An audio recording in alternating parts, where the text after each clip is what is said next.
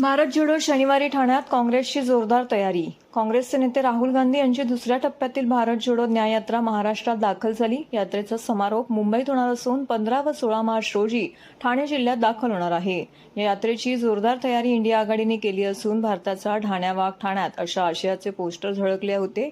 भारत जोडो न्याय यात्रेनिमित्त काँग्रेसचे नेते राहुल गांधींचे वादळ ठाण्यात धडकणार असून गांधी यांच्या येण्याने महाविकास आघाडीमध्ये चैतन्य निर्माण झालं आहे.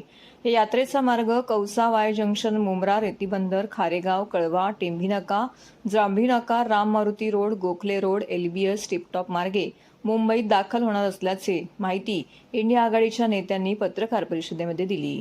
राहुल गांधी यांच्या स्वागताची जय्यत तयारी करण्यात आली असून त्यांच्यावर ठिकठिकाणी पुष्पवृष्टी करण्यात येणार आहे. कळवा नाका येथे छत्रपती शिवाजी महाराज पुतळ्याला पुष्पहार अर्पण करून पुढे कोर्ट नाका येथे भारतरत्न डॉक्टर बाबासाहेब आंबेडकर यांच्या पुतळ्याला अभिवादन करण्यात येणार आहे.